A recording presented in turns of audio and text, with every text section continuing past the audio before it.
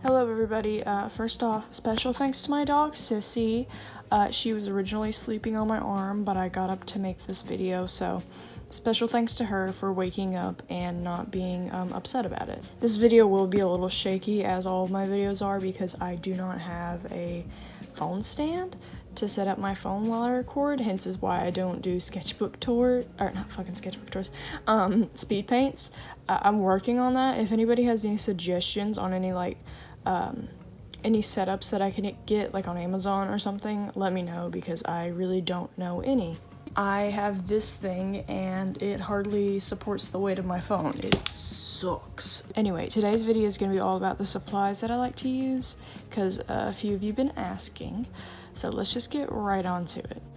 First off, Jesus fucking Christ, the sketchbook. Jesus Christ, you guys. Every single sketchbook tour I make, even if I say it in the beginning of the video, I always get comments that are like, oh, what sketchbook is that? What sketchbook are you using? And so like I have to answer like 10 comments, which is a lot for me, just saying the same thing. So get this out of the way. This sketchbook that I usually use is called a Render No Show Through sketchbook, and it's by the brand Crescent, or Creative Crescent products or something like that. I'll put it up on the screen right now so you can see. So the great thing about this sketchbook is it holds ink. I was recommended it because I was looking for a sketchbook that would not bleed through to the next side of the page. And I was like, well, that's probably impossible, but I saw this video by Peter Draws, I think, who had this sketchbook, and it was like a godsend. So let me show you guys. So first off, we have this Sharpie like highlighter thing. And as you'll see, I'm gonna swatch it right here. Here's my little marker splotch. Nothing. And you're probably thinking, oh, well, that's just a highlighter. Well, let me show you. Bam, Copic. And mind you, I am putting this on hard. Look at that. Bringing out the big guns, Magnum Sharpie.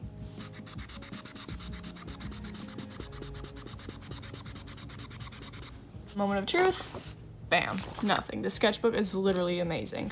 I'm gonna use my last sketchbook for some comparison. See, nothing, absolutely nothing. They even have hardback covers. So the only problems that I had with this sketchbook is it took a little bit getting used to at first whenever I first got it, because I'm used to rougher paper, and this is very smooth, which is great for markers. The ink kind of sits on top of the page instead of seeping through, so it's very shiny, and sometimes it can cause like this to happen, but I'm not sure if that was just because I was using a cheaper brand of markers or not, because that really hasn't happened in a while. Here it is with my Copics. I was previously using Ohuhus, but even with the Ohuhus, I kind of like the texture that it made.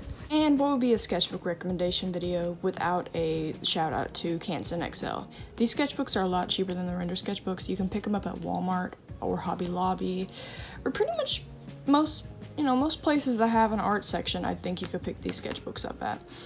The mixed media is the classic. I like using it for things that I don't really want to put in my sketchbook. Like I've got like comic pages in here and that guy. These used to be my main sketchbooks that I used to use. Yes, marker ink does bleed through, but it's still a solid sketchbook regardless. I also really recommend the watercolor palettes that they have. But look at how thick this paper is. Both good sketchbooks, I recommend. Okay, so the markers I currently use are Copic. Sorry, if you don't know what brand Copic is, you have been living under a rock or you're very new to the art community. Copic markers are fairly pricey. I got Copic Chows because they're a lot less pricey. I got the 72A set. Here's all the colors it comes in. It comes in like a plastic container, and it has these little plastic grid things to keep your markers from shaking around too much. Copics are pretty solid. They go on very smoothly, I'd say. I mean, I just realized you can see my bald ass head in the reflection. Yeah, sorry guys, I shaved my hair. Okay, one of the reasons why Copic is so pricey is because you can refill the ink and replace the brush tips. And you know, they do have both brush and chisel tips to them. So that's why I recommend them, even though they are expensive. You don't have to have expensive markers to make great art, so I have some alternatives too.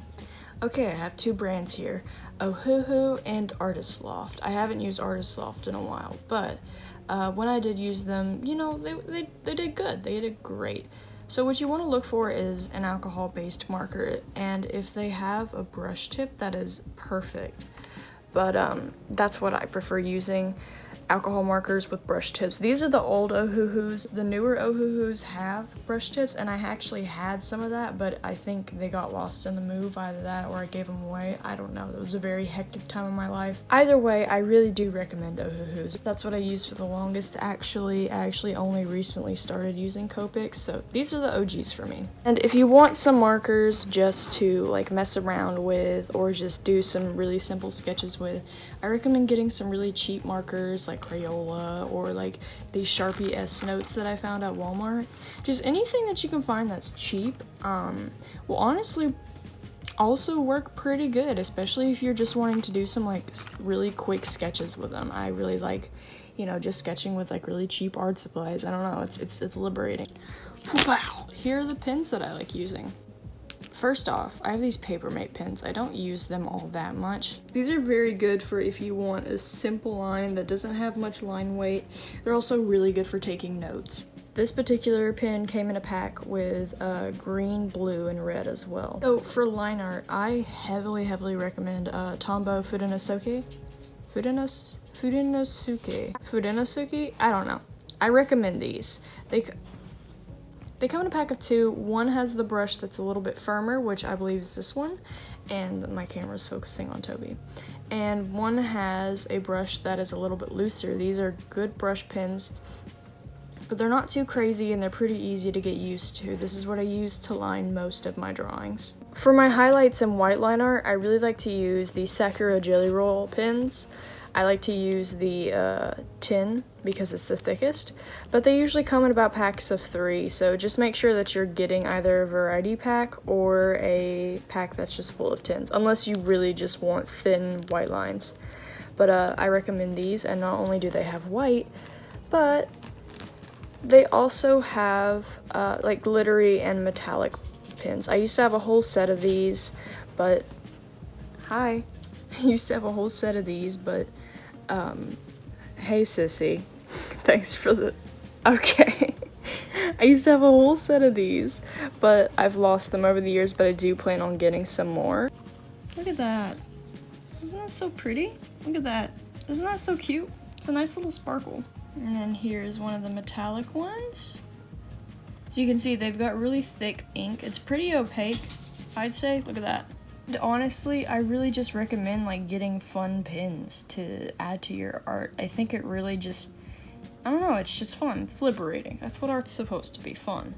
Next up, I don't color with colored pencils that much, but I thought I'd give a shout out to Prismacolor, because again, they're expensive. And again, you don't need expensive art supplies to do art, but if you're looking for a more expensive alternative colored pencils, if that's your thing, Prismacolor is definitely what you want to do. I have 2 sets. This one's the bigger one, and this one's the smaller one. Basically, these go on very smooth, and they don't get like really waxy, so like you can do a little bit more as far as layering goes with them than you can, say, Crayola. Not much to say about these. Again, I don't really use colored pencils, so I don't really know how to rate them, you know? Coming from someone who mostly used markers, these are pretty alright. Okay, I'm not a painter, but the very last thing I want to suggest is these Apple Barrel paints. So I don't paint that much, so I naturally just go for the cheapest option whenever I'm in Walmart looking for paints, and I'm pretty sure these sell for like 98 cents a tube. And granted, they're not very big tubes, but like, especially if you want to get started painting, I really recommend these because it's like, they're not that bad. I actually painted this clown painting with them. As you can see, the colors are pretty bright, and it's like, it's pretty opaque too. Like, I didn't have much of a problem when I was painting with it. But, you know, I usually use these for backgrounds in my art anyway. If I just don't feel like filling it in with a marker, I'll just fill it in with some paint. Not only are they cheap, but if you go in Walmart and you see them in there, there's a huge selection of them, like so many colors. I only have a few out right now. I have more, but you know.